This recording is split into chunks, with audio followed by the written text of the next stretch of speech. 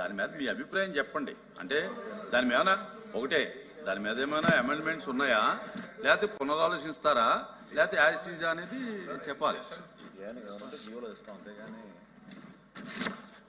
అధ్యక్ష, ఈ బిల్ ఏదైతే వీళ్ళు చెప్పారో ఆ సవరణలు ఒకసారి ఆలోచించ మేము దాంట్లో పొందుపరచడం జరుగుతుంది అధ్యక్ష. బిల్ మాత్రం పాస్ అయ్యే విధానం చూడండి అధ్యక్ష. బిల్ పాస్ అయిన తర్వాత ఎలా పొందుపరుస్తారు? ఇది కొన్ని స్పీకర్ సార్ మెంబర్స్ నేను మధ్యలో నుంచి ఫాలో అవుతూ వస్తున్నాను. మెంబర్స్ కొన్ని సజెషన్స్ ఇచ్చారు. వాటిని వాట్ ఎవర్ పాసిబుల్ కాన్సిక్వెన్షియల్ జీవోలో ఇంక్లూడ్ చేయగలిగే వాటిని మాత్రం తప్పకుండా ప్రభుత్వం పరిశీలిస్తుంది. Because ultimately we are all working towards a common goal.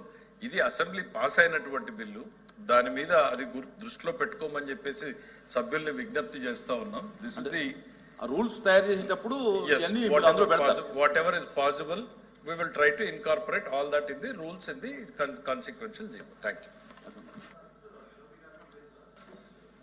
Sir మంత్రి గారు వచ్చి తర్వాత పెడతారని చెప్తున్నారు.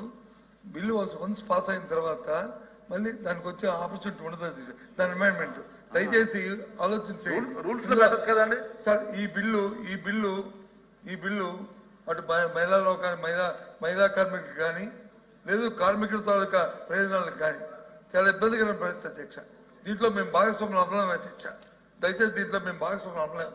ఎందుకంటే ఒకసారి పునఃపరిశీలించడానికి కూడా సమయం తీసుకోవడానికి కూడా మీరు వచ్చి ఒప్పుకున్న సందర్భం లేనప్పుడు, ప్రభుత్వానికి అత్యవసరం అనుకున్నప్పుడు మాకేదో అభ్యంతరం అధ్యక్ష.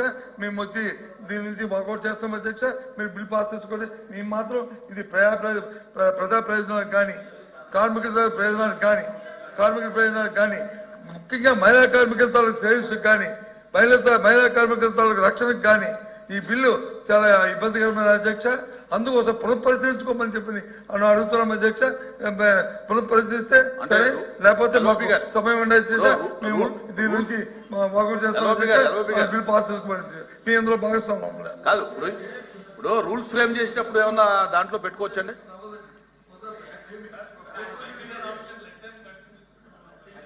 ఏదైతే సలహాలు ఇచ్చారో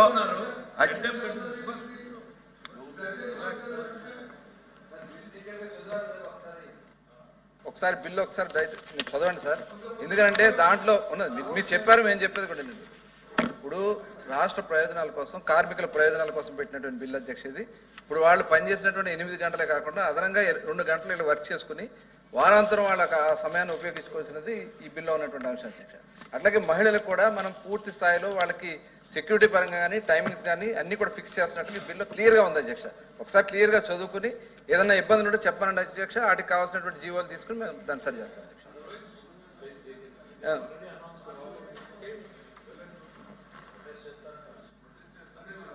అందుకే చక్కగా చెప్పారు అధ్యక్ష. బిల్లు చదువుకుంటే ఒకసారి బాగుంటుంది అన్నారు. ఆ చదవడానికి సమయం అని అడుగుతాం అధ్యక్ష. ఆ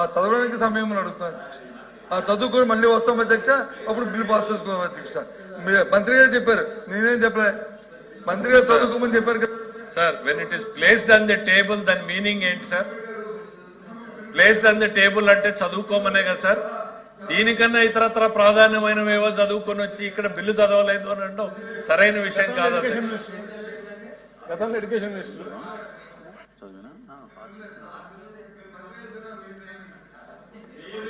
చాలా బిల్లులు పాస్ చేసుకున్నారు మీరు. ఇక్కడ గతంలో ఉన్నప్పుడు చాలా బిల్లులు ఎడ్యుకేషన్ మంత్రిగా పాస్ చేసుకున్నారు.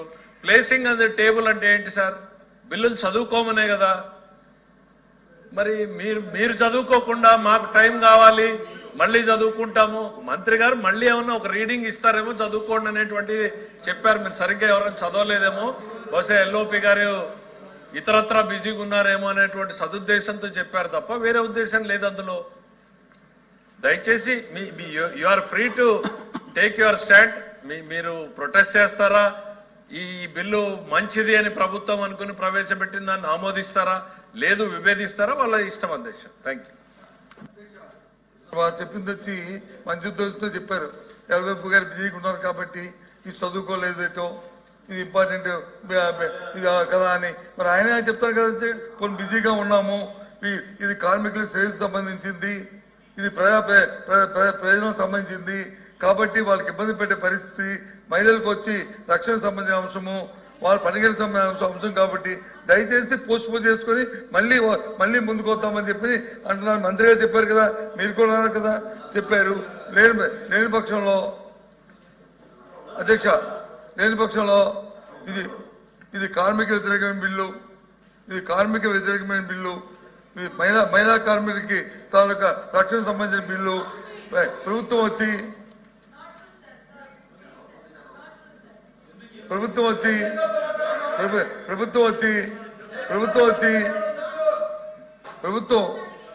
వాళ్ళ తాలూకు ప్రయోజనానికి విరుద్ధంగా ఈ బిల్లుని తీసుకొస్తున్న నేపథ్యంలో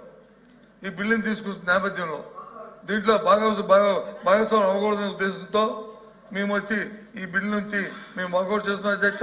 చేసుకోమని ఈ బిల్లుకు మాత్రమే వాకౌటా? ఈరోజు సెషన్ మొత్తం వాకౌటా? ఓన్లీ బిల్లుకి మళ్ళీ వస్తున్నారు కదా హౌస్ లోకి.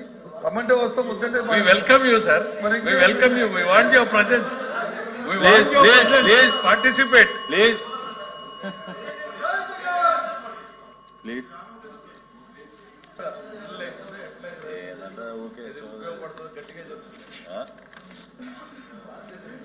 అయిపోయింది కదా, మీరు రీడ్ చేసేయండి sir. Honorable Chairman, sir. The question is that the Andhra Pradesh Shops and Establishments Amendment Bill 2025 be taken into consideration. Those who are for the motion, please say aye. Those who are against, please say no. I say it. The motion is carried and the bill is considered. I shall now put the clause to vote. There are no amendments to clause 2 and 2(7), clause 1, enacting formula and long title, and they are before the House. The question is those who are for clause 2(7), clause 1, enacting formula and long title, please say aye. Those who are against, please say no. I say it. Clause 2(7), clause 1, enacting formula and long title do stand part of the bill. I shall now request the Minister of Labour and Factories to move the motion for passing the bill. Motion.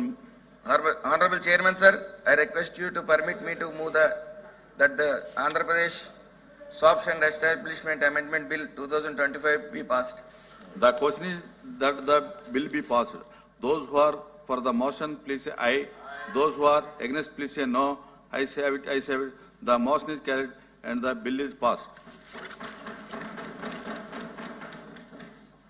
I request the Minister of Labour and Factories to move the motion for the taking into consideration of the Factories and Amendment Bill 2025. Honorable Chairman, sir, I request you to permit me to move that the Factories Andhra Pradesh Amendment Bill 2025 be taken into consideration. Motion moved.